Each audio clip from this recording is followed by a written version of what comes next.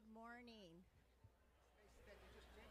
For those of you that are standing up in the back, please go ahead and find a seat. The program's going to be starting.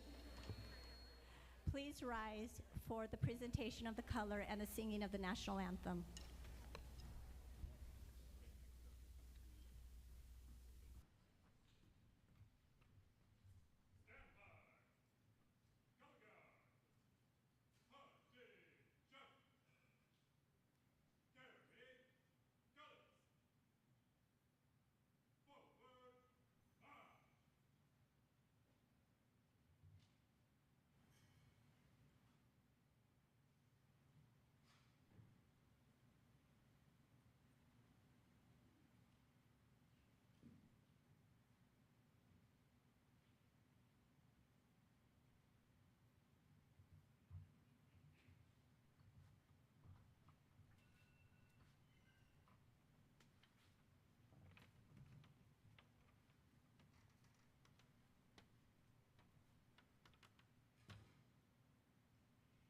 Turn, march!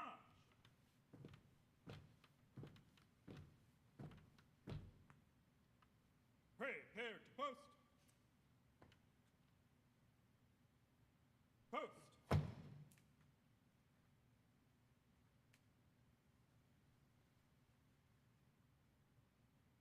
Colors.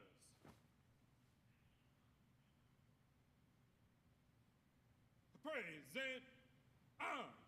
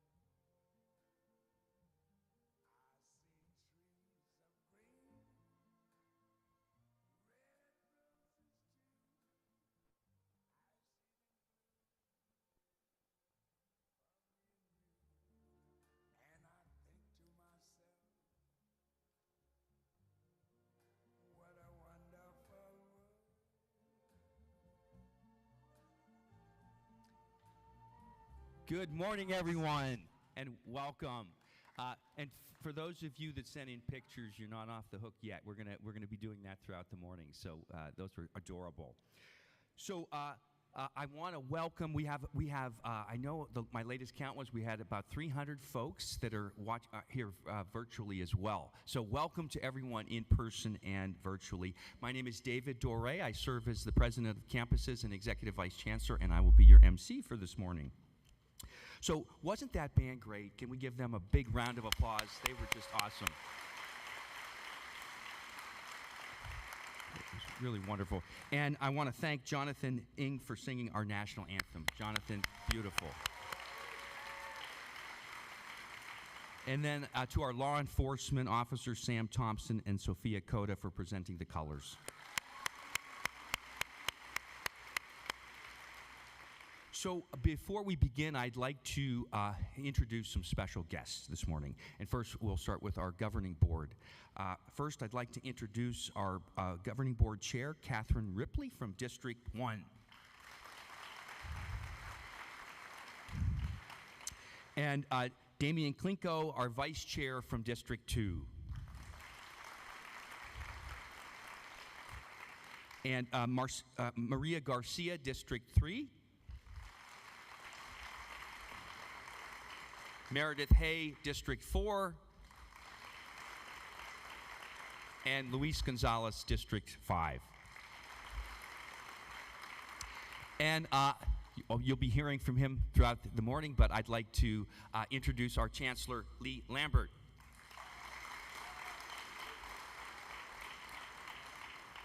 And our Provost and Executive Vice Chancellor, Dr. Dolores Duran-Cerda.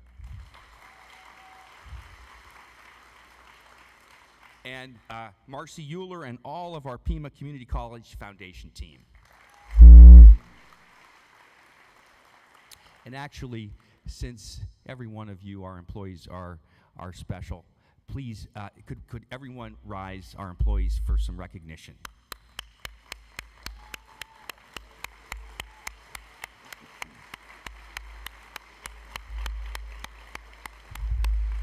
That's awesome. So it's truly wonderful to see each one of you in person, and I can't see you virtually, but to know you're here. You know, it's been 3 years since we have been together in person for All College Day. And during that time, we have certainly been busy and been glowing up with a number of initiatives. I just want to share a few. You know, our centers of excellence, we opened our Automotive Technology and Innovation Center during the last 3 years. At our downtown campus. We opened our Information Technology and Cybersecurity Center of Excellence at the East Campus. And we are getting ready to open our expanded Aviation Technology Center at the airport. And I'm sure all the science folks are going to be happy. We're getting ready to open our state-of-the-art science labs at the West Campus here. And we've also begun working with the architects in planning our the Health Professions Center of Excellence here at West Campus as well. And this really I think was an exciting ribbon cutting a couple weeks ago. But we are now offering much needed child care services at our Desert Vista campus. And for our Northwest campus, we are now planning for our Center of Excellence in Science and Engineering at the Northwest campus as well. We also launched our innovative and nationally recognized Pima Fast Track micro-credentials to great success. And finally, thanks to your continued commitment to student success, we're actually returning this fall with many more in-person classes and services. And so, you know, we are continuing to really glow up, and that's really because each and every one of you. And I want to thank you for all that you do. So let's now take a look at how some of us have grown up over the years.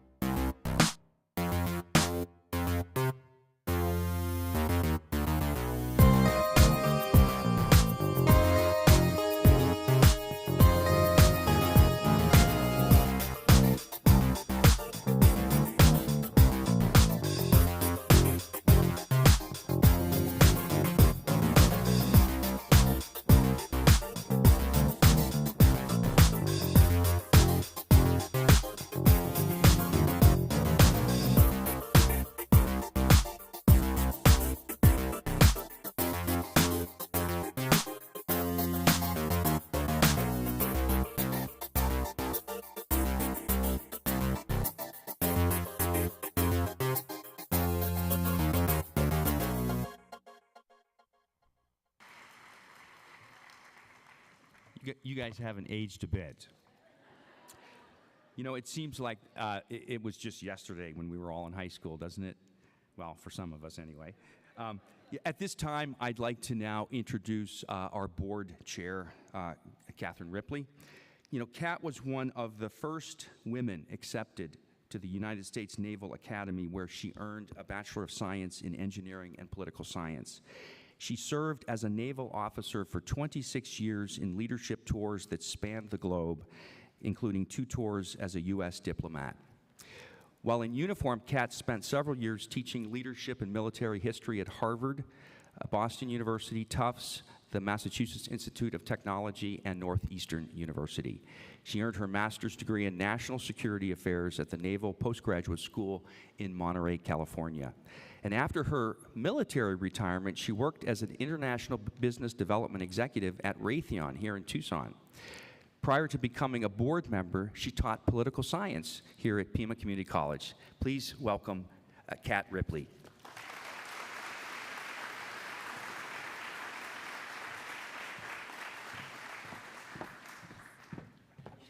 Thank you so much. Hi, good morning. How you guys doing? Good. There's a lot. It's hard to see. Yeah, we're filling up. It's a pleasure and an honor to be here in person, right? I mean, it's amazing to see people that some of you have only met on Zoom. So, wow, you have legs and feet. It's crazy. I want to give a shout out to Christy Camargo for planning this, the amazing event planner. It's gorgeous. Yeah, it's amazing. The PCC TV team, I mean, you guys are amazing. This is being streamed. Thank you, IT, PCC TV, come on. These guys are amazing. Seriously. I mean, there's a million people to thank. We got security back here. I mean, it's the jazz band. As a jazz musician, oh my God, I'm jealous. Faculty and alumni, wow. You guys are awesome, thank you. A lot of people to thank. Thank you, David, for all you've done and for that introduction. Thank you to Chancellor, the rest of my fellow board members. I could go on and, you know, basically thank you everybody for being here. This is the fun part. Today is fun. I love the glow sticks. I'm a little girl at heart still at age 62, so whatever. So I want to welcome you as the chair. It's been an honor this past year to chair the board and to see all the amazing things that you've all been doing. The daycare, just recently, I've been gone all summer, so in the last week I saw the daycare opening. This is a first. I mean, this is really super important, so thank you, all of you that have been involved in opening that daycare center. We need one at every campus. Every campus. It goes well beyond, you know, just a daycare center. You all know this. I also want to give a shout out to the Super. Again, I came back and I'm like, wow, what's Super Saturdays? Thank you, all the people, James Palacio, all the people that are involved in enrolling students and helping them, guiding them through this enrollment and registration process. Super duper job on Super Saturdays. Thank you so much for that. Yay. Yeah, I mean, look at this. We're glowing up. I'm glowing just being here. It's truly phenomenal, really being back. I had COVID. How many of you guys got COVID? Had COVID? Not too much. That's good. You guys have stayed safe. Maybe half of you. All right, but you know, it's sort of inevitable at this point. But please continue to stay safe. It's not over, but we're here, so all of us have survived. This is good, and sadly, not everyone has. So stay safe. Honestly, you know, how many of you are tired of Zoom meetings? Yeah, right. I mean, it has its advantage, but you know, I was excited getting ready this morning, and then I just decided to wear a T-shirt and jeans. But I did put on some really cool red high heel shoes. Because I haven't been wearing them for 2 years. So I was really excited. But it actually does have its advantages, right, Zoom. You can mute your sound and picture. You can grab some food from your fridge. You can yell at your dog. You can, you know, make some coffee, not wear pants. I was such a multitasker on Zoom. It was really fun. But nothing, absolutely nothing beats human connection. I mean, really human face-to-face connection. So I love seeing you all here. It's It's amazing. And you all have been doing it regardless, and you've been doing it an amazing job at teaching online, asynchronously, synchronously, hybrid. And as Jeff Goldblum, I think, said in that amazing classic movie, Jurassic Park, life finds a way. And you all found a way to connect, even through that little computer screen. I had the privilege of, the challenge of teaching an online course for the first time this last spring, and it was so hard. It was so hard. So all of you that do this, it's amazing, and I commend you. But one thing that I found was the students were rock stars. It's amazing how resilient our students are because they want to be here. They want to take your classes. It's truly remarkable. They were having discussions and chats that were miles long, up above and beyond the readings, with each other. So we're craving that. We're craving connecting with our students, even if it's online. Again, life finds a way. I need to tell you, as a board chair, it's been an honor being a board chair and being a board member, but that every single one of you that are here, everything you do is meaningful. And everything that you do, especially to stay dynamic and resilient, to keep up with these changes, these dynamic changes online especially, honing your skills, doing professional development, going to diversity training. All of you, faculty, staff, administrators, support staff, everybody here, you all pitched in during we're going on 3 years, right? 3 years of dynamic changes in hard times. So know that we see you. We know how hard it is. So thank you so much for that as well. I recently met with one of our congressmen, our mayor, several local officials and business leaders just in the last few weeks on separate occasions, not together, and all of them, each and every one of them, could not stop raving about you all, about the people that run this school. That's you guys. It's the staff, it's the faculty, it's the administrators, it's the security, it's the IT staff, it's everybody. And they are talking about you. And I have a girlfriend who was a model for Victoria's Secret. I hated standing next to her because she was all leg and just gorgeous.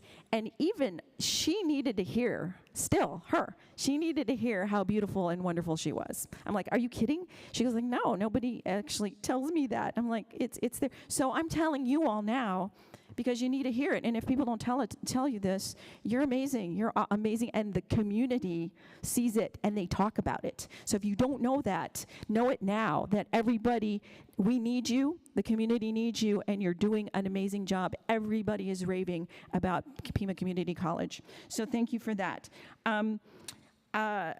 And the other thing that I learned from meeting from community members and elected officials is that everyone I talk to either went to Pima or have kids that are going to Pima or know people that succeeded because of Pima. It's amazing. It's pervasive. And this is why the second word in Pima Community College is so important, because this is our community, and you all are making this happen. So I'm glowing again. I'm still glowing. Again, you rose to the occasion every time there's a challenge. And I don't want to talk about all the challenges because you all know what they were, some harder than others. But you're being recognized today, and we hope to recognize you even more. We have a lot of learning to do. We're not perfect as a school, as human beings. But the important thing is that you're all here as a community, and we got to help each other. We got to build each other up. You know, when one of us falters, the other one can pick each other up, because one day you're going to falter, and it's good to know that there are people here that have your back. So we'll continue as a board. Yeah, we have faults, and we're going to continue to learn and grow and help each other. So there's that. Please, with that said, please don't stop glowing. I'm glowing for a lot of reasons. My daughter's starting at Pima this fall in the IT division, so I'm really excited. Very proud mama. So I'm so excited. So I'm glowing because of that. I've got my glow sticks. I'm glowing. So that's the theme. I got to plug the theme here, Christy. Keep glowing. It's contagious, as you know that. And negativity is contagious. So let's wipe that out, and let's just stay positive. Let's stay glowing. I mean, the video, you all were so cute in high school, but I gotta say, y'all still look really good. So, yay. I don't know what you're doing. It's 2 years at home with Zoom and taking care of yourself, I guess. So before turning over to Chancellor Lambert, or actually to Dr. Doré, I want to leave you with my, in the spirit of higher education, I'm going to leave you with my favorite Latin phrases, actually the only Latin phrases I can remember. Semper Fidelis, all you Marines out there, or Marine veterans, always faithful. And I'm a Navy vet, so Veni Vidi Vici, you all know what that is. Literature department, you know what that means. And my personal favorite, in Vino Veritas, you guys know that. And most adamantly to all of you, Carpe Diem, and thank you. David.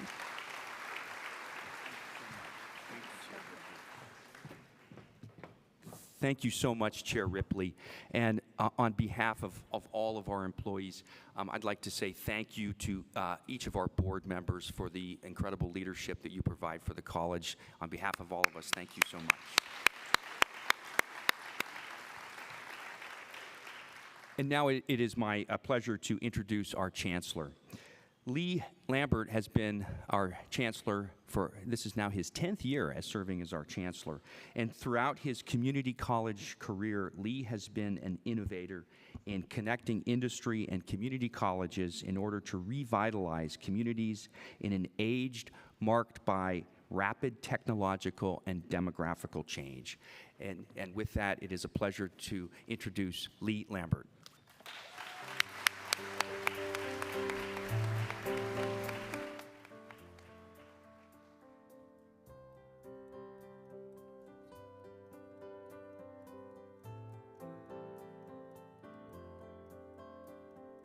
I can't stand to fly. I'm not that naive. I'm just out to find the better part of me. I'm more than a bird. Well, good morning, everybody. So my presentation is going to be broken up into two parts. So what I'm going to do right now is talk about the grand challenges that we face as a society, but also what we face here at Pima Community College. But before I do that, I just want to acknowledge that today's event is taking place on the ancestral lands of the Tohono O'odham and the Pasquiyaki people.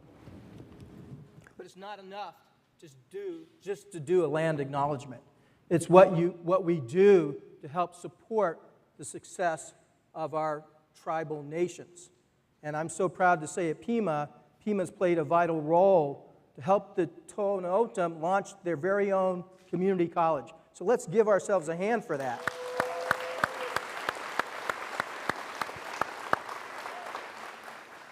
And Pima works very intimately with the Pasquiyaki tribe to deliver high-quality education and training programs within the cultural context of the tribe. So let's give ourselves a hand for that work. So the two grand challenges, and you've heard me mention this last year, are climate change and diversity, equity, and inclusion. Pima Community College is not immune to the larger forces that are really challenging and reshaping every aspect of our lives. And climate change being arguably the most significant challenge that we as human beings are facing on this planet. And the question is, what is Pima Community College going to do in terms of its part to help support addressing climate change? And I'm so pleased that our board is committed to ensuring that we do our part. So I want to thank the board for your support and your vision for these two grand challenges. Please let's give them a hand. So we have developed our first ever climate change and sustainability plan. So I want to thank those who are part of that work. If you could stand up and be acknowledged. Thank you so much.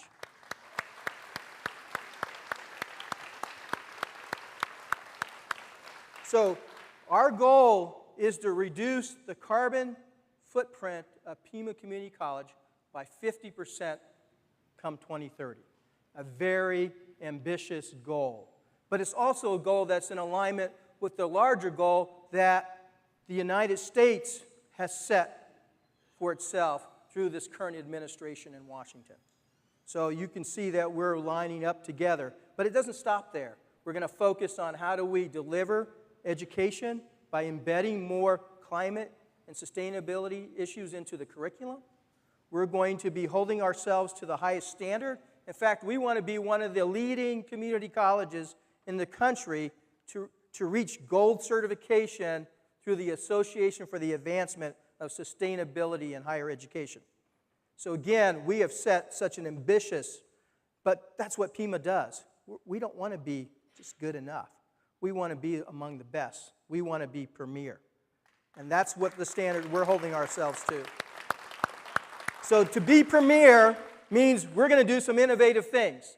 So I want to thank the faculty in our building construction technology program, because we're working together to do something that no other community college is doing in the United States. We're going to leverage digital twinning technology. If you're not familiar with digital twinning, Google it. Digital twinning technology, and we're going to turn the entire college into a virtual living learning lab, the VL3. And what that means is we're going to take every building and we're going to be putting controls on them, and we're going to be able to leverage the energy that flows in and out of our facilities and monitor them and use that as a way to help train today and the future energy management workforce of our nation and our community. Thank you to our faculty, to our board and the administration, and our key partner, Train Company, for this visionary program. So let's give a hand to them, please.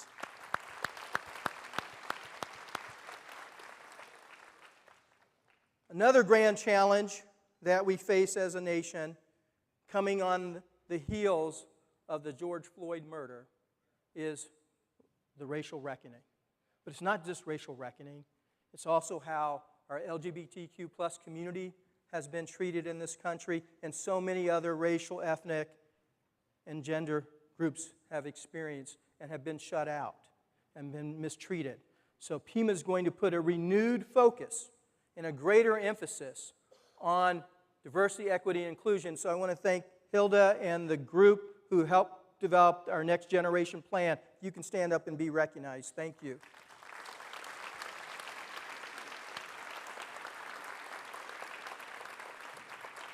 But not all is well at Pima when it comes to diversity, equity, and inclusion.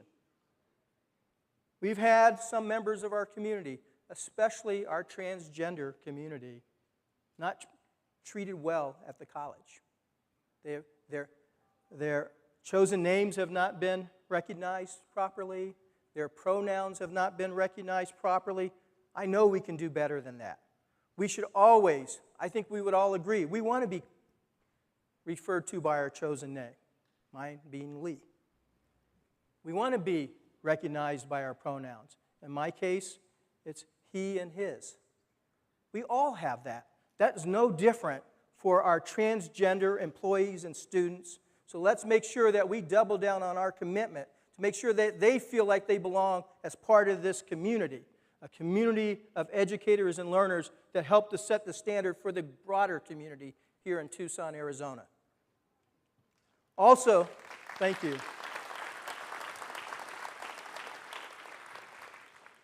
So, Pima, we're not going to tolerate discrimination and harassment. When those issues are brought to my attention, we're going to address them. Now, how they get addressed takes different forms depending on how the individual who's concerned, how they want to handle the issue, but we're going to address them. We're not going to shy away from these difficult issues. And to the extent that we can build bridges and repair the strain that has happened in our relationships over race and gender and sexual orientation and identity and you name it, straight across the board, we're going to do that. Because at the end of the day, and you're going to hear me talk about this later, is we're all here together. And I'll come back to that message in a little bit. But let me talk about another important facet beyond just belonging. And by the way, the concept of belonging applies to all of us. And that is what we've been doing in the area of diversifying our faculty, staff, and administration. Now, I'm going to focus on faculty. And the reason why I'm going to focus on faculty because that employee group is so essential to the student experience. Not absolutely, don't misunderstand me, but students come here for the programs that we offer in terms of education and training. So the faculty are key. And it is always a great goal to have your faculty mirror the student body to the degree that you can. And this is what our faculty makeup is. But as you all know, our student makeup does not reflect the makeup that I have up here. We have about 47% of our student body is Hispanic. And so as you can see from this chart, we've made some progress, but we're a long ways off in having Hispanic, Latinx faculty at Pima Community College. But let me put it in a greater context for a moment, because I think this gets lost. When you set these kinds of ambitious goals, it's always in the context of availability. So what is the talent availability of Latinx, Hispanic, in this case, in most of our faculty are master's degree or higher prepared. How many master's degree faculty graduate that are Hispanic every year in the United States of America? So using the National Center for Education Statistics, and you go back, I think it was the year or the year prior, there were almost 900,000 graduates with a master's degree. That's all encompassing. 8% are of Hispanic origin. So you math folks, you quickly probably ran the numbers. What is that, 72,000? Am I right to say? About 72,000 graduates of Hispanic origin graduating this past year. Sounds like a great number, right? So Pima ought to be able to get closer to a goal of mirroring the community. But here's the problem. There are over 130,000 educational institutions in the United States of America. And guess what they all have a goal of trying to do as well? Hire those Hispanic, Latinx graduates. And by the way, not all 72,000 are even interested in a career in education. So I think why I point this out is we got a long ways to go, and we have to not lose sight of that reality. I think one of the greatest things that we can do is develop the pipeline of talent who will want to go on and pursue a career in education, in our case, higher education. That is as equally as important as trying to attract and retain a diverse faculty, is developing the pipeline. So our plans have to focus on both, but I also want us to be realistic. It's a long ways off. Probably many of us won't be here at the college when the college reaches that kind of goal. But I want us to not lose sight that our goal is to make sure we continue to diversify our faculty. And by the way, we are the leader in the state of Arizona when you take Maricopa and Pima and consider. We have more Latinx, Hispanic faculty than Maricopa County Community College District. So give ourselves a hand. The provost has set an ambitious goal to double our completer counts by 2025. This is a huge stretch goal. And we've broken that goal down by different populations for Hispanic and Latinx students and African American students and our Native students and so forth. And it's in alignment with the larger goal that the state set of increasing our completers by 60%, or 60% of all working adults have a degree or certification. So that's in alignment with that. But here's another important thing to keep in mind, which is something we should all be proud of, and we're still trying to figure out how we accomplish this, and we're going to find out why. more of our Hispanic students, and by the way, I use Hispanic because that's the federal definition, okay, have completed at Pima Community College than our white students. We have closed that educational achievement gap. And I believe we've done this this is the third year running on this. So we should be proud that we are doing something that very few colleges have been able to accomplish. We're not going to rest on our laurels. We're going to better understand how we achieve that, but we need to get all of our students up. So even though our Hispanic students are completing at a higher rate than our white students and our other students, it's not enough because the completion rates are still overall low. But give yourselves a hand for that. I mean, this is something we should be all proud of and celebrating. So Secretary of Education Miguel Cardona is challenging all of higher education. Can you bring up the slides, please? So he recently was quoted with some pieces that I would like to read to all of you. But I'm going to hold that one and I'm going to share this first piece. He said, this was in response to all of these national rankings. He says, don't put a lot of stock on those because they're not focused on the right things. What we need to be focused on, he says, and I quote, college completion, economic mobility, and narrowing gaps to opportunity for all Americans. Let me say that again. College completion, economic mobility, and narrowing gaps to opportunity for all Americans. Those are going to be key metrics. These outcome metrics are going to be pieces that we're going to better integrate into what we do here at Pima Community College. It's no longer just about the inputs. It's great to get more students in here, and we need to do that. But equally as important, we need to make sure that they're successful and that they go on to family livable, sustainable wages in great careers. And so that's going to be a big focus, and that's in alignment with the direction that our nation is moving in. But I'll close with this piece, and I'll read it. I know some of you might have read it already, because I think it makes an important statement. Let's move America forward with a greater sense of urgency, purpose, and passion. This is our moment to truly reimagine education. Now, when I talk later this morning, I'm going to talk about what that might look like a little more. This is our moment to lift our students, our education system, and our country to a level never before seen. So I'm going to turn it back over to David, and I'll look forward to the rest of the morning. Thank you.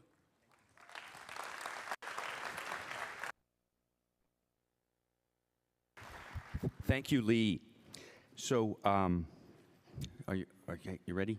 We actually have some shirts for you. So, actually, are we waiting for the... Here we go.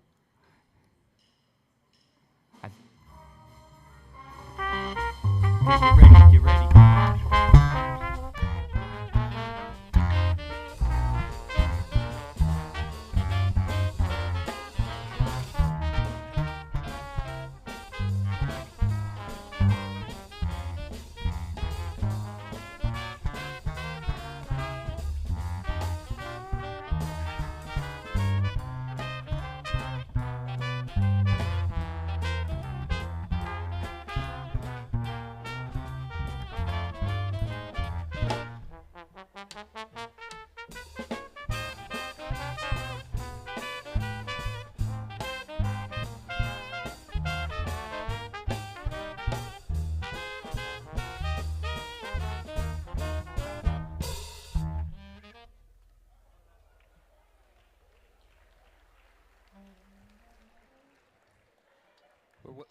So if you didn't think you were glowing, wait till you put on those neon shirts, then you're really going to glow. So we're looking forward to seeing those shirts on you. So now we are going to talk a little bit about Pima Inspiration Awards. You know, what makes Pima Community College really so special? And it's really you, our employees. You are the beating heart of the college, working day in and day out with students, either directly or indirectly, making a positive impact in their lives and in the lives of everyone in our community. The Pima Inspiration Awards represent the inspiration, mentorship, and care an employee gives to students or prospective students, going beyond what is expected of them. 4 students will share their stories and recognize their Pima inspiration. Hi, thank you very much for giving me the opportunity to mention why I feel that David Cosgrove has a significant impact on the community and Pima Community College. David Cosgrove is the men's soccer coach for Pima Community College for more than 20 years. And I had the chance to work with him as an assistant coach the last year, winning the 2021 national championship with the men's soccer team. David Cosgrove gave me the opportunity to join the team as an assistant coach, and it turned out to be one of the greatest experiences of my life, because I went from being lost in what I wanted to do in the future to winning a national championship and finding a new passion, which is coaching. I feel David Cosgrove has a significant impact on the community, because for more than 20 years he has been able to bring so many guys together from all over the world and represent Pima Community College at the national level and at the highest level possible for a community college, knowing that Pima has won 2 national championships over the last 4 years. And yeah, my time at Pima has been great, and it has a lot to do with what he has done for me and what he has done for the team. I was completely lost in what I wanted to do, and without him I think I don't know what I would do today. Now I'm moving on to one of the best programs in the nation, the University of Charleston. So thank you very much, and I hope my testimonial was important and will represent how I think highly of David Cosgrove. Thank you. Hello, everyone. My name is Sage Hawkins. My pronouns are they, them, theirs, and I am a Pima alumni. You might recognize me as the former chair of the Pima Student Senate, as well as the peer mentor at East Campus. I am here today to nominate Marcos Trujillo, sociology professor and acting head of the EGTS department, as well as the leader of the Pima Pride Alliance, for an award in teaching excellence. When I think about my time at Pima, I think a lot about Marcos. I think about how they encouraged me to apply for the Senate and supported me when times were tough. They mentored me and helped teach me a variety of life skills that brought me to where I am today. I first got to know Marcos in 2020 in their Sociology 101 class. There, they greeted me with patience, kindness, and curiosity. They took the time to get to know me as a student and as a person. Marcos does this with every student they come across, making sure that they feel welcome and supported. You see, for Marcos, students and their success are one of the most important things about Pima. You can see this in the way they teach their classes and the way they encourage students to put themselves first so they can do their best work later. Marcos is someone who not only advocates for equity for students, but faculty as well. I always looked up to and admired how straightforward Marcos was, and how they truly believe that Pima can always be a more equitable place. This is how the Pima Pride Alliance came to be. Marcos makes a positive impact on every single student they come across. Marcos, I hope you know how much of an impact you've made on me and many others. I hope this award reminds you to keep being the kind, compassionate advocate you have always been. Thank you again for everything you've done for Pima. Hi everyone, my name is Andrea Salazar and I'm part of the class of 2022. I recently graduated from Pima with an Associate in Business Administration and an Honor Certificate.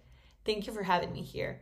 When they first invited me to come back and award the Pima Inspiration, I didn't have to think it twice. I'm going to be talking about mentorship. During my time at Pima, I got to be a mentor for 2 of my mentors' classes, which I think is pretty cool. It hopefully means that I'm getting closer to being as great as they are. I come back and award Kylie Seegers and Carolyn Fevich with a Pima Inspiration. This dynamic duo showed me what a true mentor is, how to be a leader, what a team looks like, and many more things. You are the reason why I graduated from Pima, and you've both been instrumental in shaping me into who I am today. I'm so grateful to have you in my life, and I know Pima is grateful to have people like you. Congratulations on winning Pima Inspiration. I love you both so much.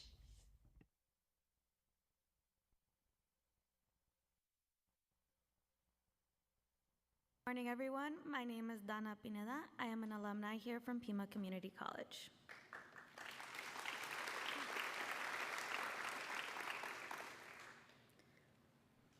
Walking into Valerie Vidal King's office was walking into possibility. I remember coming into her office with 1,000 questions, and she was ready to walk through each question with me and make a battle plan for any scenario I could imagine. When my time at Pima was unexpectedly extended, not only did I trust her as an advisor, but I trusted her as someone who herself was a non-traditional student here at Pima Community College. We would sit together and work on plans, making schedules around my work hours, finding classes that can transfer, and finding scholarships that I qualified for. One of the most important lessons I learned from Mrs. Vidal King was that although we struggle, we cry, and we each take different lengths of times to finish. When we cross that stage, our family and our academic family will be there to celebrate with us. Also, not to forget to wear our multicultural convocation stoles. Thank you, Valerie. From myself and from all the students you have worked with, thank you for your infinite support and advocacy. You are an inspiration.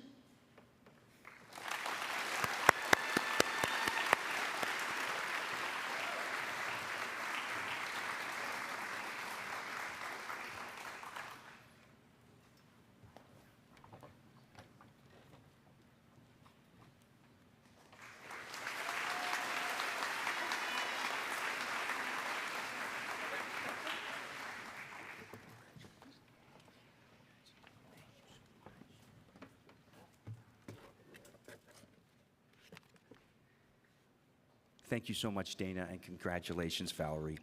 I would like to now invite Chancellor Lambert and Board Chair Ripley, representing our governing board, up on the stage to help present some awards. Will our Pima Inspiration Award recipients please come to the stage? David Cosgrove.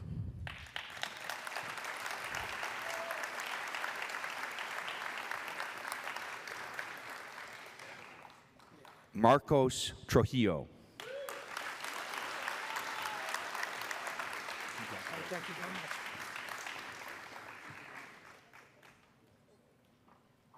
And Carolyn Pievich.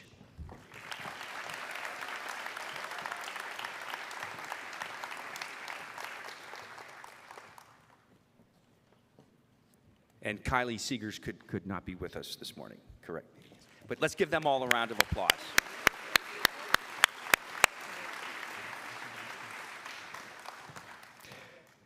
So now we're going to look at some more colleagues that have grown up over the years.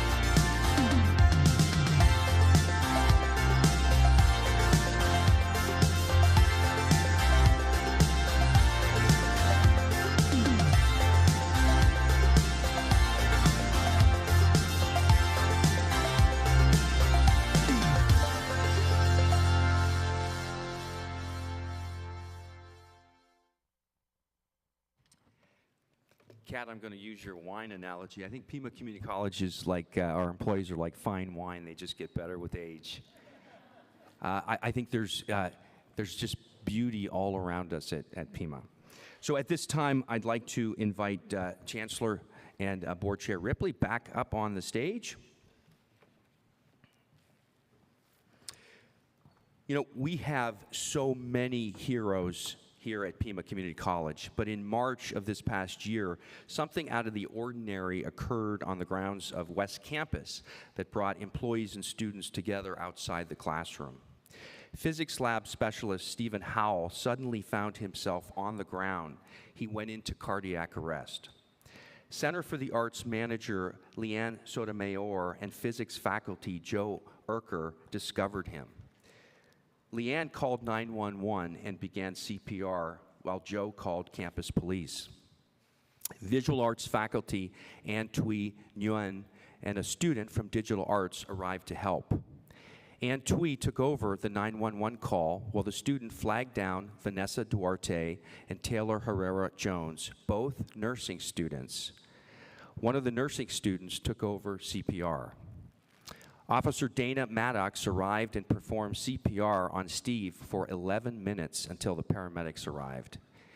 These individuals stepped in and saved Steve's life during an emergency and performed the heroic act of CPR, a critical link in the chain of survival. Will these individuals please come up to be recognized? Vanessa Duarte.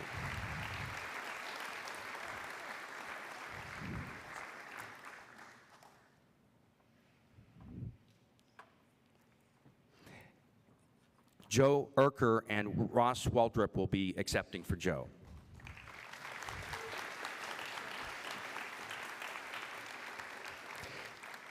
Taylor Herrera Jones.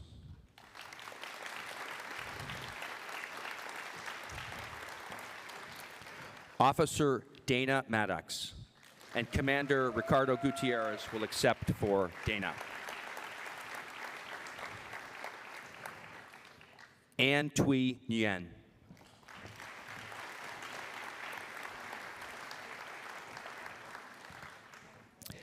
And Phu Pham. Oh, she's not here, I'm sorry. Okay. And Leanne Sotomayor.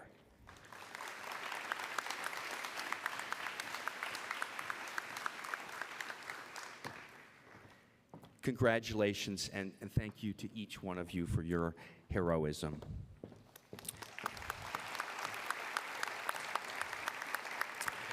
As recent events have shown us, safety is a top concern for all of us on campus, and we are so grateful to those on the front line who protect us each and every day. We would like to recognize several members of the Pima Community College Police Department for their work in diffusing potentially dangerous situations, and in one case, putting themselves directly in the line of fire. First, we recognize Liaison Officer Sam Thompson and Sergeant Joshua Bloom.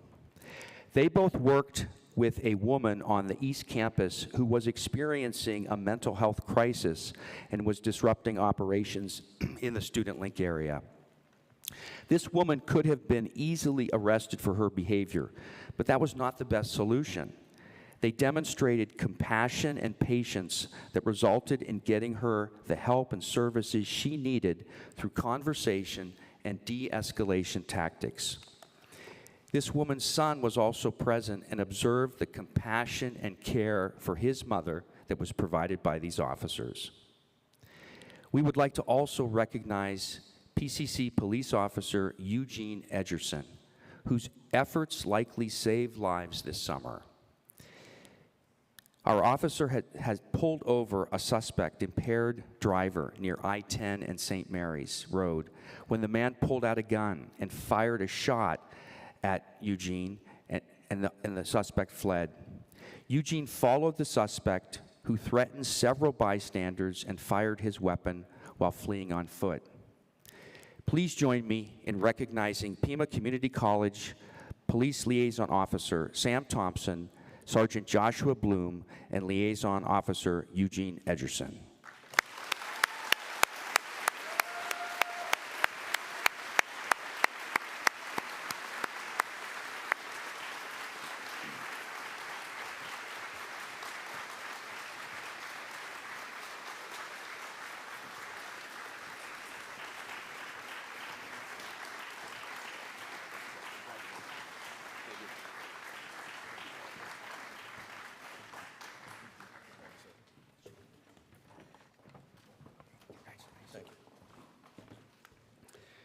we're very, very proud of all of our heroes. So let us recognize and appreciate the work and dedication of the entire Pima Community College Police Department. I would like to personally thank the entire police department for the work they do every day to be inclusive and help our students and community feel safe and welcome here at Pima. And let's give our police department one round of applause.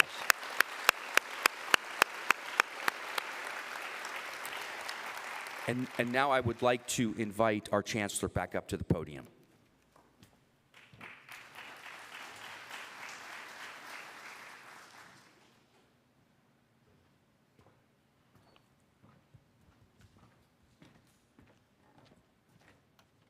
So I'm back.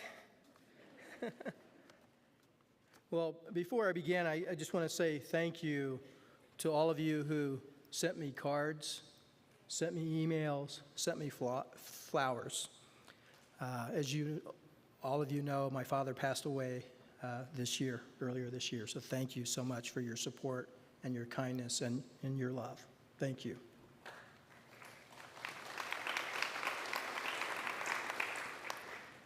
So what I want to talk about is the phrase, "Here we are together." I don't know if you can get it up on the screen. There we go. And so before I get into the particulars about "Here we are together," I just want to share why we're all here. 2 stories. It's about our students. When Shane, ETS, that's when you exit the military, he decided, he's a local kid growing up here in the Tucson area, decided to attend Pima Community College. He made some great connections with a number of our faculty who later on went on, those faculty became very instrumental to Shane being able to be selected and complete a prestigious Arizona State House legislative internship. So I want to thank the faculty who supported Shane in his success. And so Emily, Mike, I just want to thank you and all the faculty and sciences who supported his success. He's gone on to do much, and guess what? He is going to go on to law school. Thank you.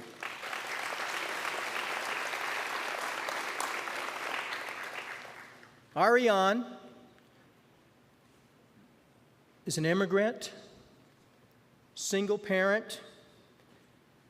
So she started her journey through our adult ed program. So I want to thank the adult ed faculty and the staff and the administration for putting together an innovative program called iBest. So they worked with the faculty in applied technology in our newly created Megatronics program that we call Automated Industrial Technology to create an iBest.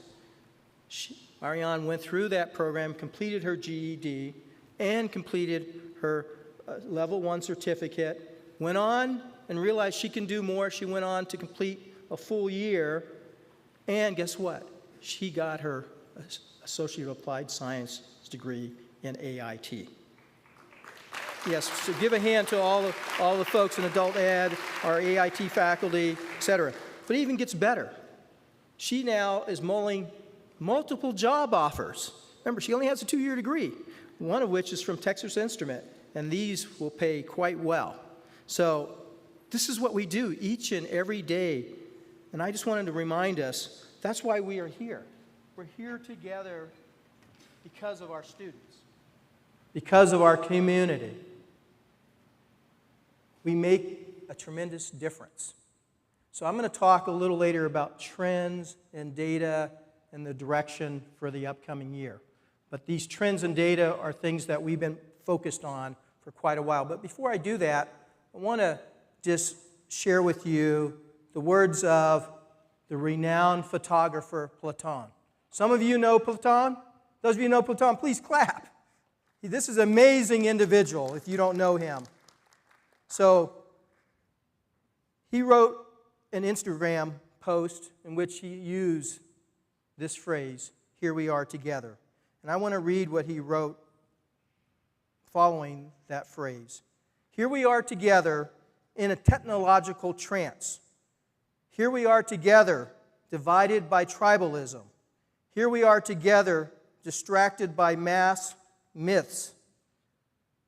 We should be coming together to solve common goals. We should be united by heart. We should put aside our grievances and dare to listen. I think Platon has set an incredible standard for all of us to reflect on. So I ask the question of ourselves, how would you define yourself? How are we going to define ourselves? I think let's reach in deep, right? How are we going to define ourselves as Pima Community College? And I think you've seen a great example of that just moments ago. We're here for this community. We're here for these students. That's how we're defining ourselves. Let's keep that as our focus. Let's put aside our differences. Let's put aside the politics, the power-mongering, etc. Because what we're doing at Pima is working. It's working, folks. And I'm going to show you even more a little later here. So, are you going to define yourself by your group, by the status quo, or by seeking power, or by your commitment to change, by fulfilling the mission of the college, or by your courage to do the right thing? I had the good fortune last week to attend, I was invited by the White House to attend the signing ceremony of the CHIPS Act and science legislation. This is a phenomenal accomplishment in the United States. Let's not lose sight, and it was bipartisan. But let me put it in context. President Biden delivered an incredibly inspiring speech. But he also painted a picture of a reality that it should not be lost on us. The U.S. used to be number one in research and development. Guess where the U.S. is today? Yell out a number, somebody. No, not that bad. 9. We are number 9. Number 9 in the world. China used to be number 8. Guess where China is today? Close. They're number 2. Are we going to let the Chinese and the Japanese and the South Koreans and the Germans outdo the United States of America? I say not. Our success passes through our institutions of education, through our baccalaureate institutions, but I would say more importantly, it passes through our community colleges across this country, especially community colleges like Pima Community College. But let me share with you some of his additional words. Now it matters today, I think, more than any, in a very long, long time, we face an inflection point. Fundamental change is taking place today, politically, economically, and technologically. Change that can either strengthen our sense of control and security, of dignity and pride in our lives, in our nation, or change that weakens us so that people are left behind, causing them to question whether or not the very institutions, our economy, our democracy itself can still deliver for them, for everybody. We know there are those who focus more on seeking power than securing the future, those who seek division instead of strength and unity, who tear down rather than build up. Next is my words. So I come back to the questions. How do you define yourself? How do you, or how do we define ourselves? Here we are together. I want to share this piece that was written in the cover of a recent book that was published called After the Ivory Tower Falls, How College Broke the American Dream and Blew Up Our Politics, and How to Fix It, by Pulitzer Prize winning journalist Will Bunch. And in that inside cover it says this. This is not last century. These are the words of right now. Today there are two Americas, separate and unequal, one educated and one not.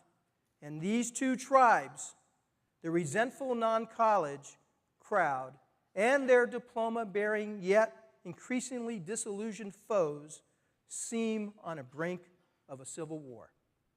Somewhere in the winding half-century of the United States, the quest for a college diploma devolved from being proof of America's commitment to learning, science, and social mobility into a kind of Hunger Games contest to the death. That quest has infuriated both the millions who got shut out and the millions who got into deep debt to stay afloat. So how will you define yourself in the context of these realities? How will we define ourselves? So I'm challenging us today to do the right thing. And the right thing is to embrace the change that I'm going to be talking about here shortly and make the necessary changes at an accelerated pace to shift from the industrial era curve onto the digital era curve. So you see here, I don't know if, can we depict that? There we go. So Ian Morrison, at the turn of the 20th century, wrote a book called The Second Curve. And he posited that all of us are going to have to make the transition onto this digital curve. Right now, we're still stuck on that industrial era curve. But yes, it's predictable, it's clear, it's simple, it's known, it's a safe place to be. But to move on to the digital curve this is a military acronym. It's volatile, it's uncertain, it's complex, and it's ambiguous. And guess what? There is no roadmap. There are no models. So who wants to be the leader in helping to shape what those models are going to be? And I challenge us to be one of those leader institutions. Our board has set a high bar for us to be premier. Premier means we're not shirking away from the tremendous change that's underway. And that not only are we not going to shirk, we're going to be one of the folks to help frame and shape what that's going to look like as we move on to the digital curve. When I first got hired, I talked about the 5 gaps. The 5 gaps sit in that intersection space called the liminal space. And those of you familiar with the concept of luminosity, especially those in psychology, the psychology faculty are probably very aware of that concept. That's a transition point. The 5 gaps, if we stay focused to them, we will make that transition from that industrial era curve onto this digital curve that Ian Morrison has so aptly laid out for us. So what are the 5 gaps? I want to remind everybody. The educational achievement gap. We will make sure at Pima Community College that nobody gets left behind. That all races, all our genders, all ethnicities, our veterans, all of us will not be left behind because we're going to make sure we close the educational achievement gaps. That's the first gap. Second gap is the technology gap. And I'll come back to that because there's some slides that speak to the technology piece. And then there's the global and diversity gap. And diversity is mapped back to that first gap I talked about. We're in a global context, folks. If we don't teach our students how to live and work in a global context, we're leaving them behind. Because that is the reality of today. We should be embracing the college's commitment to international programs, to bringing folks here from around the world to interact with our students, sending our students to different parts of the world so that they can learn about what goes on across this great planet of ours. We should be embracing that, not resisting that. And if you doubt this, well, Bombardier is a Canadian company. Tucson Electric Power is owned by a Canadian company. Mitsubishi just bought part of Bombardier's business, and they're from Japan. And I could go on and on and on. We already have a global presence here in Tucson, Arizona. Let's make sure we prepare our students to know how to learn and work and live in that context. Their future, our collective future, is grounded in it. The other gap, and I've talked about this already, is the sustainability gap. But there's two facets to that. There's the climate piece that I referred to earlier as one of the great challenges, but there's also the sustainability of Pima Community College itself. No money, no mission. It's as simple as that. No money, no mission. And the money comes from where? We know it's not coming from the state of Arizona. So guess where it comes from? It comes from our local taxpayers that entrust in us to set forth through the board the vision to meet the 21st century needs of that digital curve. That's what the taxpayers have entrusted into this college. They don't know what that's going to look like. None of us really do. But they're counting on us to prepare that next gen. And then the students themselves, they pay a portion of what it costs to be able to. So they entrust in us to make sure we're providing them that relevant 21st century education, not a 20th century education, a 21st century education. They count on us. We are here together for that purpose. So what happened in 1908? Someone just want to yell? What happened in what innovation came to the market in 1908? The Model T Ford. Car was already out there, but the Model T is what transformed transportation, right? Now we can mass produce, and it's much more affordable to the masses. What happened in 2007?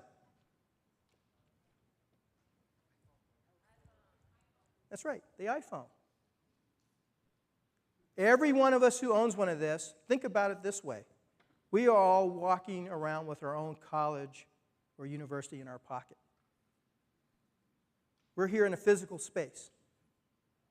But this is where it all happens now. I'm carrying my college in my pocket. And so every one of you who has one of these devices. And more of our students also have this. So that's challenging us, right? How do we make sure we can deliver education through that device?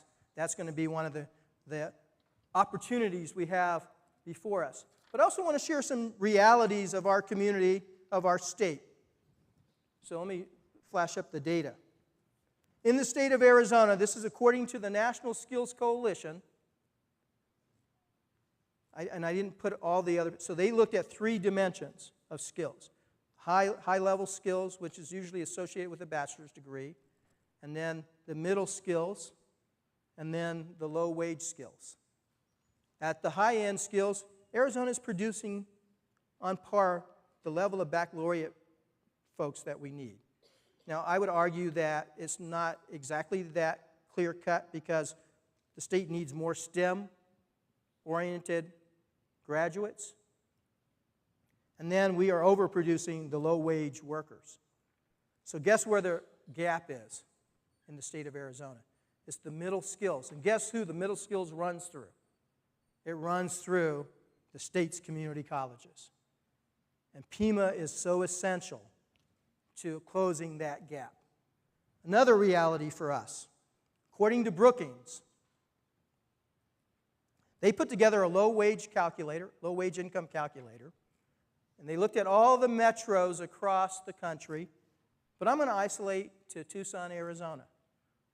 49% of all working-age adults are considered low-wage earners in our community. 49, that's almost half of the folks who live in our community are low-wage earners. Here we are together, folks. How are you going to define yourself? How are we going to define ourselves? We're here, and we have something to do with that, don't we? Guess what? 12% of that half already have a bachelor's degree.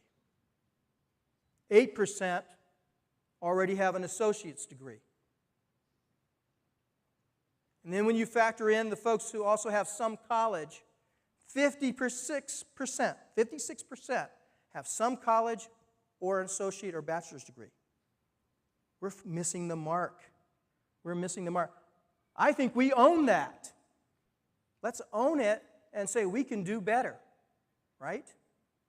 We can do better. So how do you want to define yourself? How do we want to define ourselves? The beauty is we are doing the work that's going to make the difference in that 49% of the pie.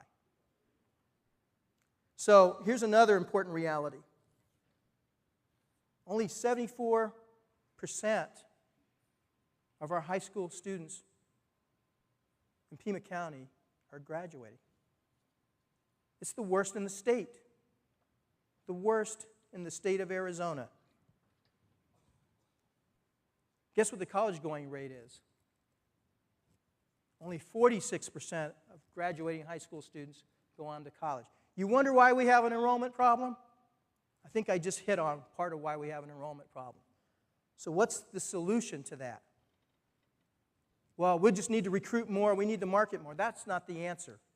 The answer is why we have James Palacios here.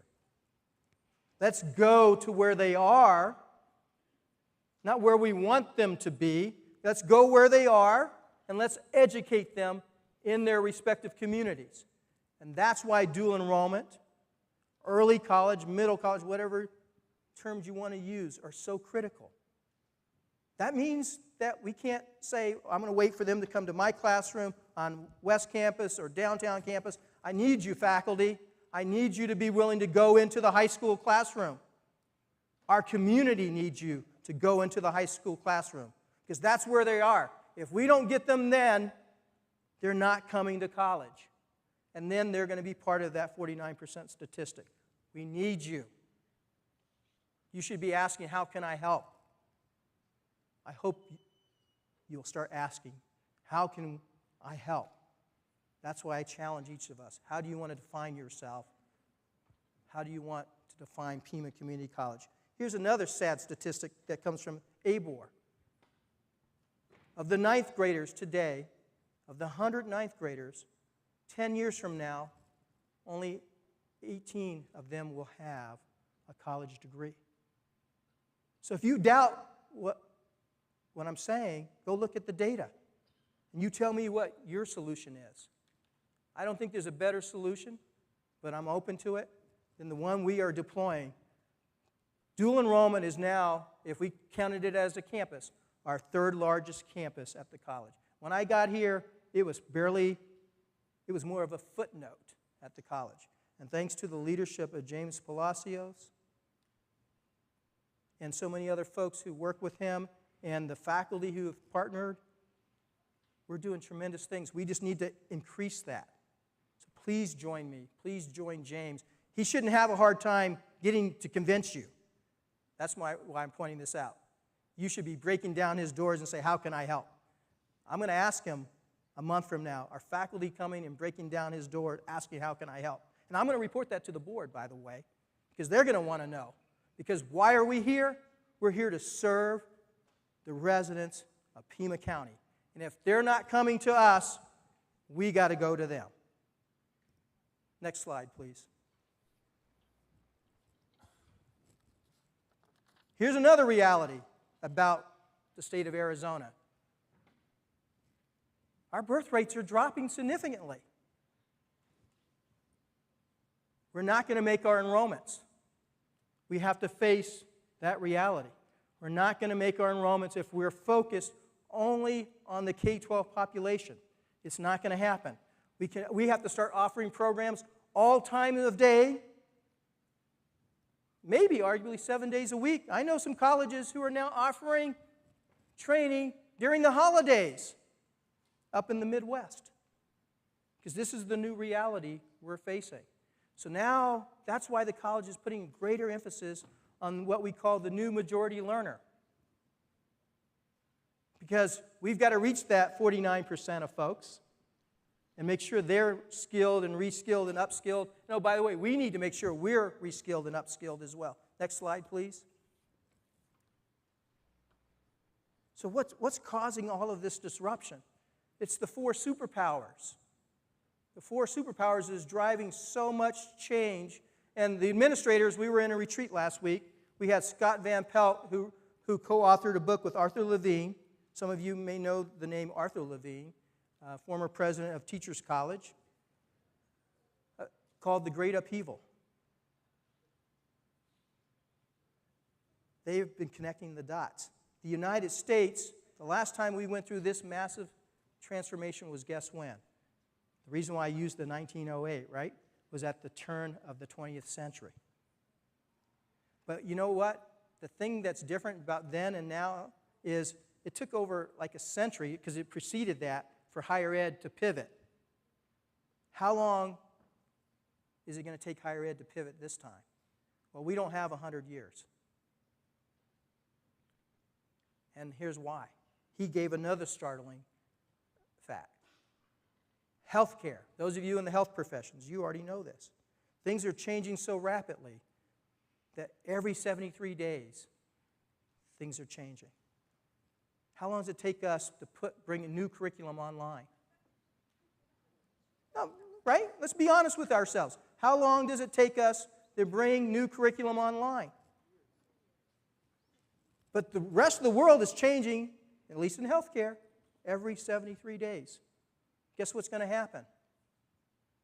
We're not going to be able to meet the needs, and we're going to all need these healthcare professionals, right? We're going to be delivering outdated training to people who may have to care for us one day, our loved ones, etc. You get my point, right? We've got to accelerate the curriculum development process to keep pace with the reality that the 4 superpowers are driving. And I say that faculty are more important now than ever, not less important. Keep that in mind.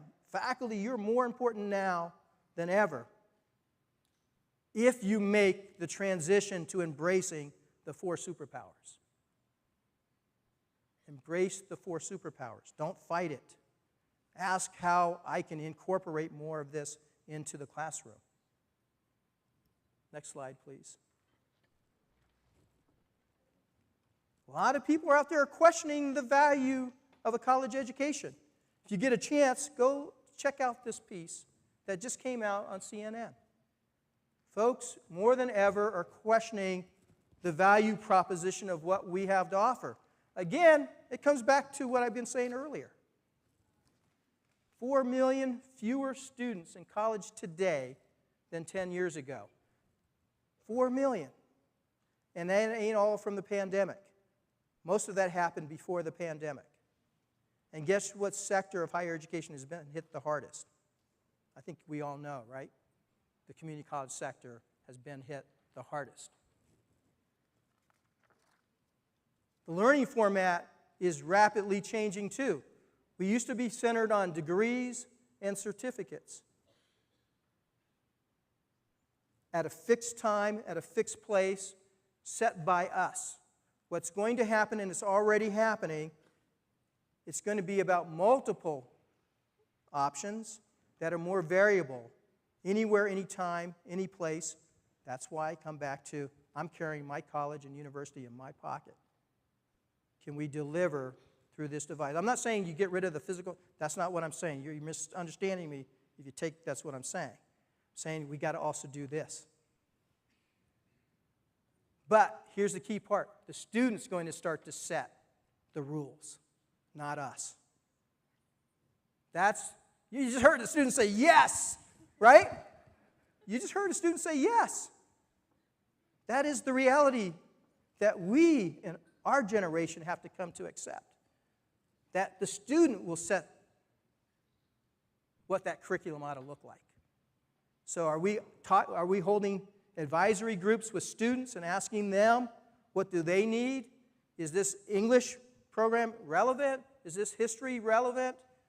You get what I'm saying, right? Are we asking them? And are we truly listening? And then are we going out to the employers and asking the same question? Is our math education relevant? Have you bothered to go talk to Raytheon and ask them the math that we're teaching? Is that relevant to the engineers that they're employing? Because when I talk to some folks, they say, people don't really need calculus. Even when I talk to Dr. Robbins, he says he doesn't use calculus, the president of the U of A. So we need to question our assumptions for a moment. I'm not saying you get rid of that. We need to think about how it fits into the larger ecosystem. Next slide, please. So you're seeing all these headlines coming out. If you doubt what I'm saying, this is where the train has left the station. Next slide.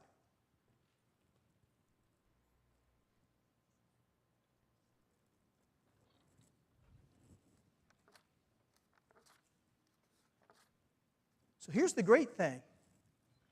Go to the next slide. Pima is one of the leaders in the nation in making this transition.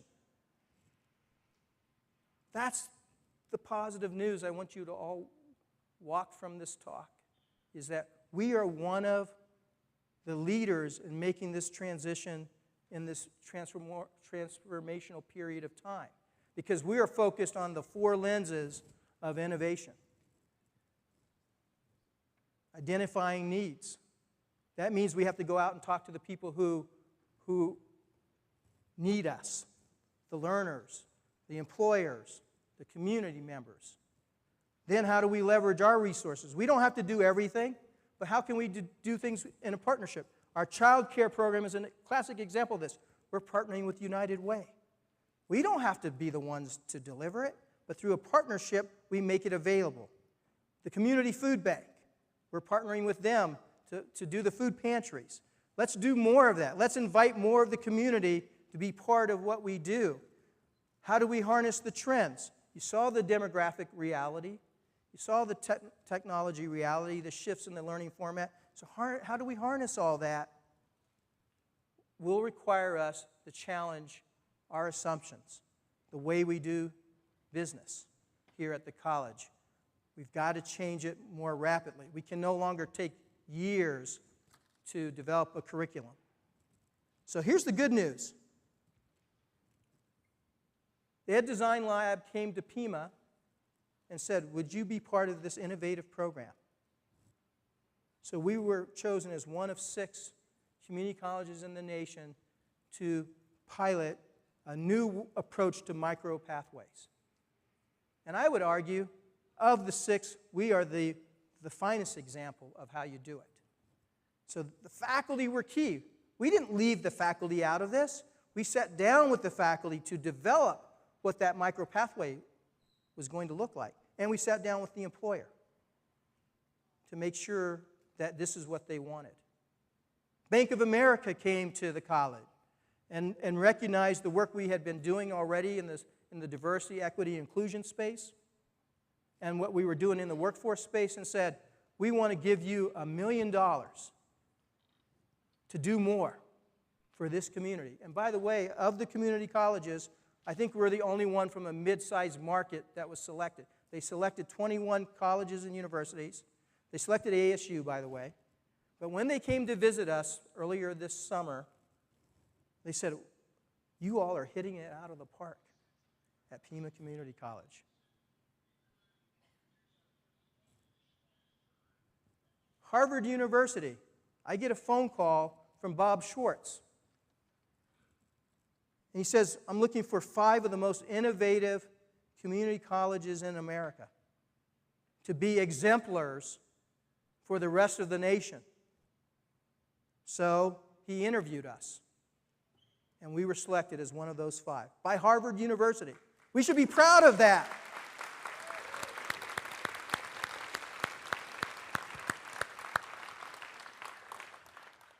But it gets better.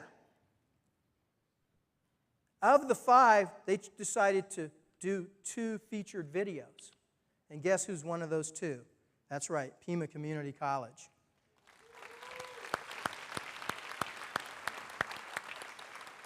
NACCE, the National Association of Community College Entrepreneurs, decided to identify, I think it was 16 colleges, to be leaders in entrepreneurial programming.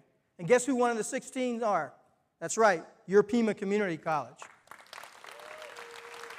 That's because many parts of the college have embraced the 4 lenses of innovation. They've embraced the 5 gaps, and because of that, we are becoming the leader.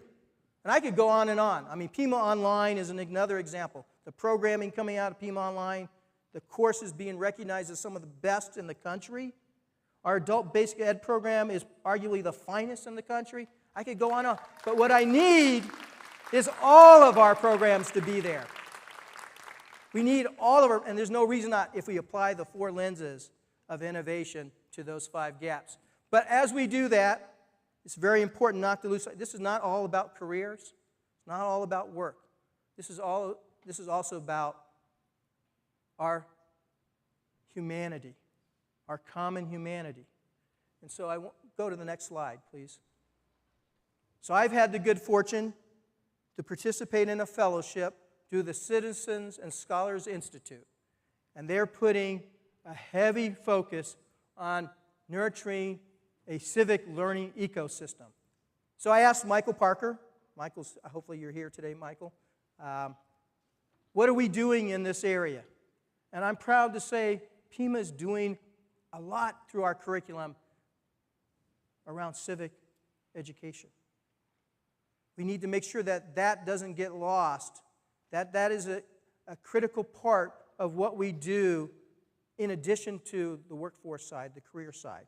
Students come to us because of careers, but we need to make sure we equip them with that civic foundation to understand what it means to be a responsible person in their community.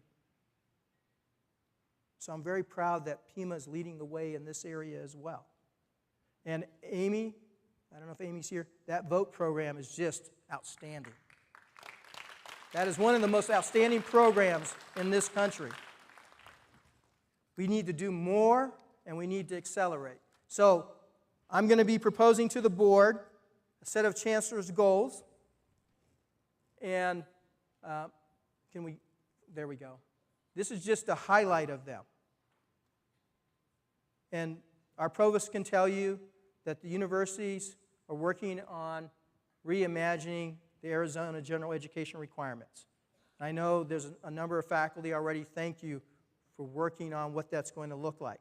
But as we reimagine that, integrating more of those 21st century skills, I know many of you are already working on incorporating them so that we can truly assess and measure whether someone is actually a critical thinker, a problem solver, an effective communicator.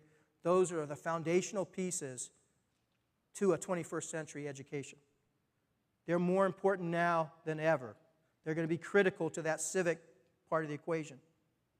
But let's not mistake the fact that only happens on the liberal arts side. Those things happen on the career technical education side as well. We just don't talk about it. In other words, it's not CTE versus liberal arts.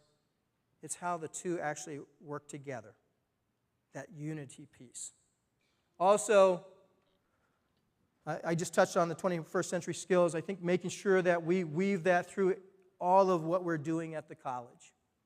And then we start to give more of that experiential work-based. Why should I come to Pima when I can go in my pocket and get everything through here? Why should I come to Pima Community College? I think part of the answer lies in work-based learning, experiential learning, project, because they can't get that when they only want to learn here, right? You can go to Coursera, you can go to Udemy, you can take master classes, all great stuff. But at some point, you have to actually be able to apply it, right? At some point, you have to actually be able to apply it. I don't think any of us want to go sit down with a nurse who only learned on here, right? And I certainly don't want someone drawing the blood out of my arm that if they only learned how to do that was off of here, right? And I certainly don't want to get on an airplane where the only way they learned how to fly it was through here, or they learned how to fix it was on here, or in a car, right? Yeah, they can get a lot of that didactic stuff through here, but they can't get that real-world hands-on piece unless they come to Pima Community College. So let's always remember that. And then on the liberal arts side, how do we create those dynamic project-based experiences? I know I was fortunate in my liberal arts education to have that. We were required to go out and do field work. We were required to go out and interact with the business community. I had to go out and help catalog the needs of the local small businesses so that we could take that data and feed it into this large grant proposal as part of the Main Street Project. Some of you remember the Main Street Project. And so that's the power of why you come to Pima. I can't get that on the phone. I can't get that in my tablet. You need to come to us because we're going to give you these real-world applied experiences, whether it's through the liberal arts programs or whether through our CTE programs. We're going to just make it just so fantastic. And we've elevated our profile through the Centers of Excellence. And I want to turn the entire college, we should all, into a Center of Excellence. A Center of Excellence is not a building. It's a mindset. And then when that mindset becomes part of your heart set, then we will transform why a student should come to us and not just do it through your iPhone. Next slide, please.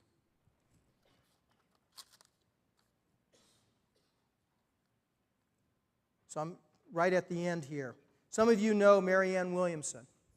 She wrote this poem, Our Greatest Fears, and I just lifted a line out of that poem. Your playing small does not serve the world. There is nothing enlightened about shrinking so that other people won't feel insecure around you. It's time for us to lead the way. All of us. So how do you define yourself? How are we going to define ourselves? I will tell you what the board thinks. They expect us, the ourselves part, to be premier and to be one of the leaders, if not the leaders, not just here in southern Arizona or in the state of it, across the entire country. That is the board's expectation. Put aside all the other stuff. At the end of the day, it's back to that standard, and it's all about our students. It's all about our community. And when we do all of that, that's why we're investing in it. We invest more than most colleges in the professional development of our faculty and staff than a lot of others. When the HLC was out here for when we were going through the notice sanction piece, they said to some of us, we can't believe how much you invest in the professional development of your employees. Why do we do that? Because I care. We care about each and every one of you. And so I close with this.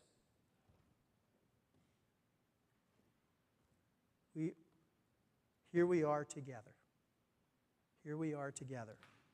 So how do you want to define yourself? How do we want to define Pima Community College for the next 50 years? Do we want to be a Blockbuster? You all know what happened to Blockbuster, right? Oh, you don't? Oh, I'll tell you real quick. So what's Blockbuster? Oh, see, that's great, right?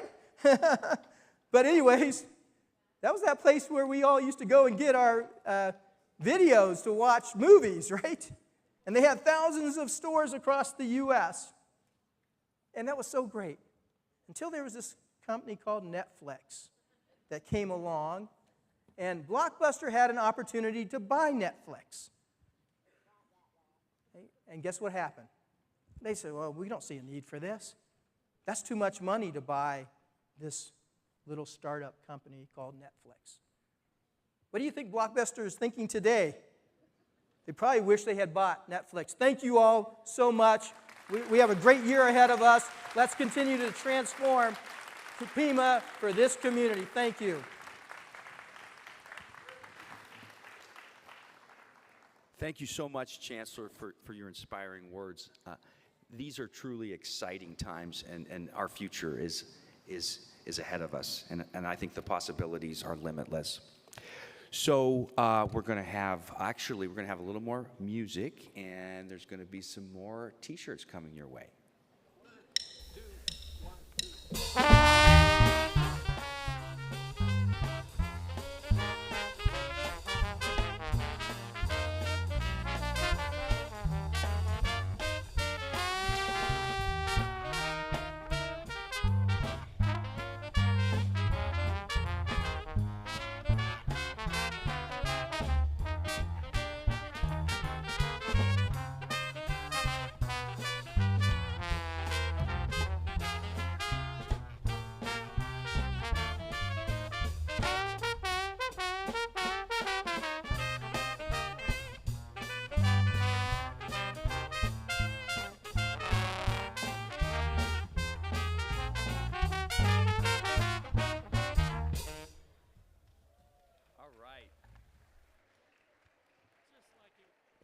Exciting. Woohoo! Did you get your shirt? Make sure you put it on. We want you to glow.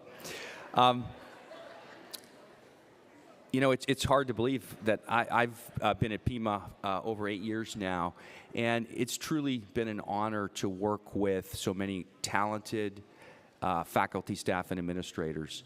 And it is you, our incredible employees, are going to get us to that future that Lee just talked about. And many of you have been part of this journey for quite some time.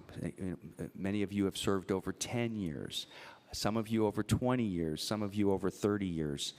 And I am inspired by the ongoing commitment and drive of every one of our employees about how you're changing lives and how you're building a better Southern Arizona. So I want to thank, and on behalf of our chancellor and our board, thank each and every one of you for where you have brought us.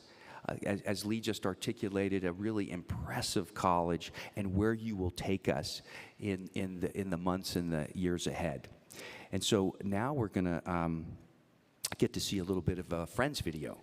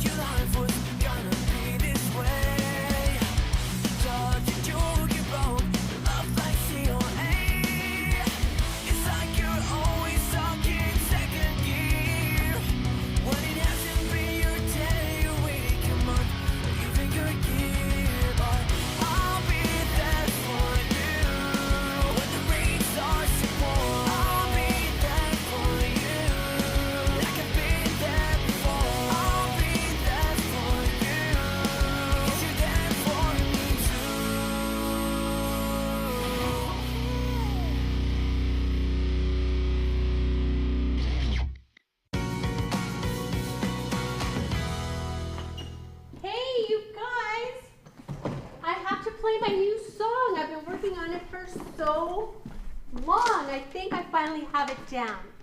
You know, that's great, Phoebe. I got a new role, too. I'm going to play Fabio's body double in a new soap opera. You are a stand-in for Fabio. Yeah. The producers like your hair? Oh, Fa Napoli.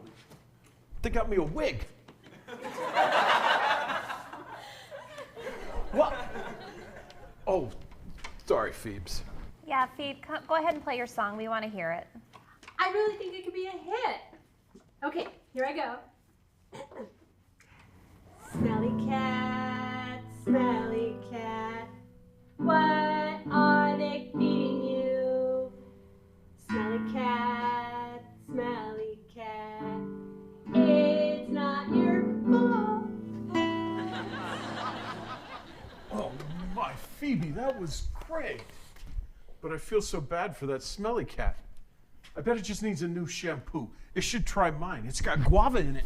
I have to go. I have to present somewhere tonight. Oh, Ross, that's great. Are you going to bring the copy, girl?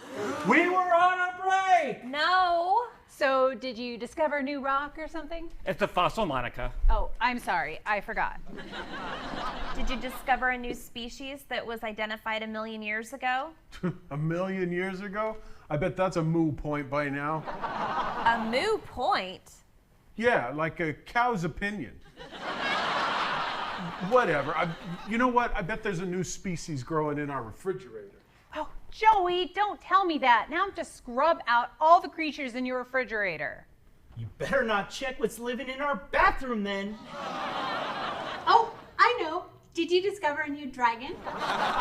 Dinosaurs. Potato. No, we're recognizing people for their years of service at PCC, not just their current position. Oh my gosh, Ross. You know what we can celebrate, right? The routine! The routine? Well, we did win honorable mention in the brother-sister dance category. Anyway, congratulations to those celebrating 10 years of service. 5, 6, 7, 8.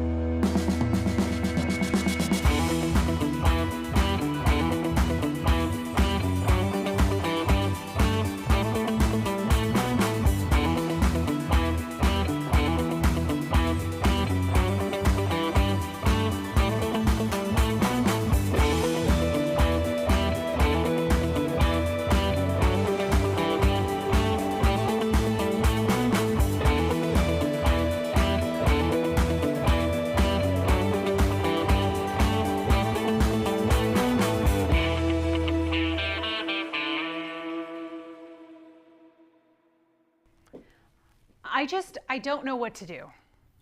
I know what you mean. I never know what to do. But Regina Phalange, she always knows what to do. Hi, Regina. I'm Ken Adams. Nice to meet you. No, guys, I don't know what to do about work. Oh, you're having problems at work. Do they not have an espresso machine or a snack machine? Oh, I know. Are they making you wear roller skates again? Phoebes, no. What you need to do is hire a consultant. We use them all the time at my job. They come in and they do statistical analysis and data reconfiguration. Isn't that what you already do? Oh, like a transponster. That's not even a word. Rachel, use your head. No, guys, I'm having problems with my boss. Who's the boss? Oh, maybe it's like that Elton John song. Phoebe, what are you talking about? You know that song that Elton John did about the guy in Who's the Boss? How did it go again? Hold me close, young Tony Danza. Never mind. Maybe we just go ahead and honor those employees doing a great job with 20 years of service.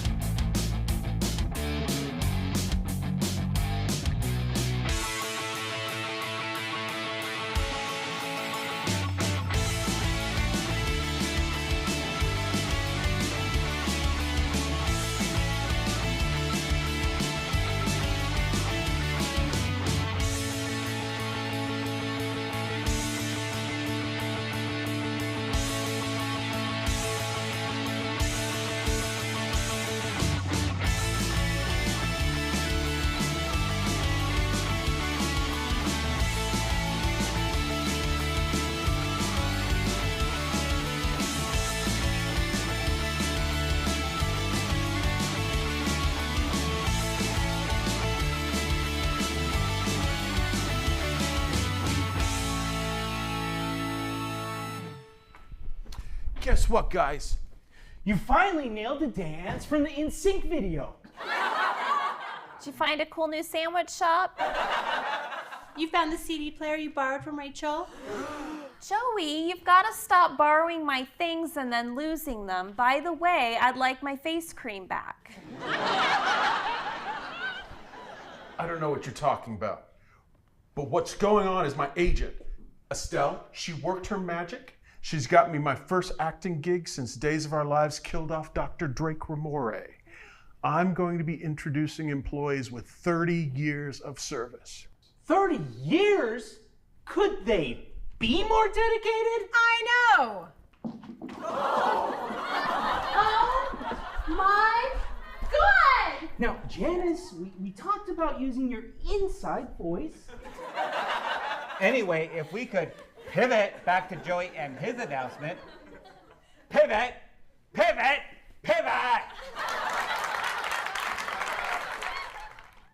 Hey, 30-year employees, how you doing?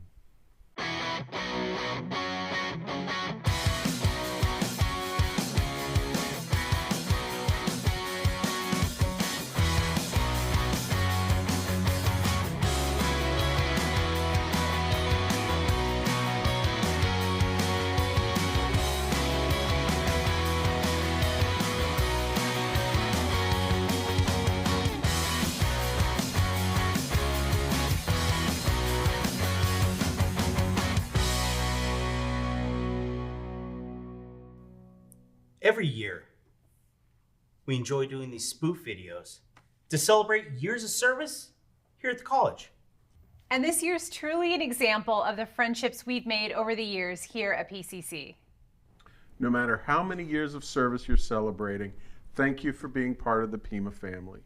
And thank you for your contributions to the college, the community, and the world. Congratulations!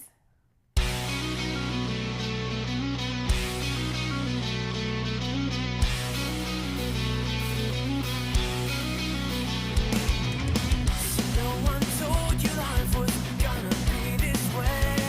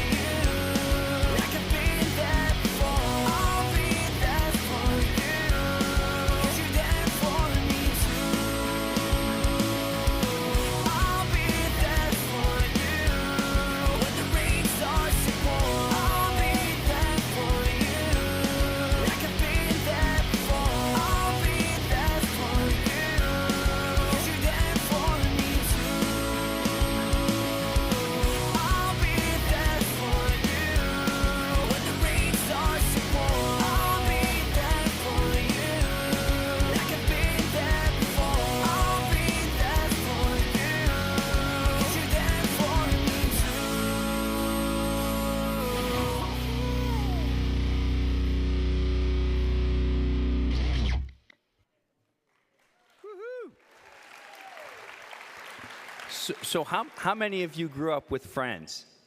Woohoo! So I have to tell you that those actors really did an awesome job. So want to acknowledge Andrew Plucker, Eric Welsh, Elvia Bow, Melissa Lewis, Michael Tolino, Eva Batista Waiteka, and David Waiteka. Let's give them a round of applause. Awesome. So this year's employee anniversary recognition event is going to be held on Friday, December 9th at Reed Park Zoo. And so more information will be sent out to those celebrating decades, years of service here at the college. So thank you. And I'd like to express our gratitude for everyone for joining us in person today, as well as those of you who have been virtual.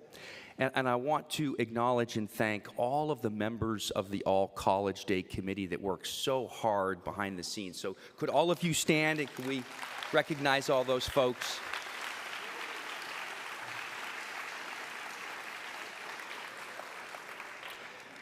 So this morning's activities are now coming to a close, but first we just have a few housekeeping pieces before we say goodbye and to have a wonderful academic year. For those of you in person, we are going to have lunch outside on the Palm Courtyard by Sapphire Catering. And in terms of the afternoon sessions for faculty will be virtual, and please tune in at 1 p.m. Division faculty committee meetings begin at 2:30 p.m. virtually, and you should have received a Zoom link from your dean. Now, the swag was a big hit this year, and if you did not receive a swag bag, we've ordered more, and we'll send a notification when they come out. There is a sign-up sheet out front if you would like to add your name to that list. Lastly, I'd like to leave you with a snapshot of this year's graduation ceremony. Pima held its first outdoor graduation ceremony at Keno Veterans Memorial Stadium, and it was a sight to see. Thank you for all you do.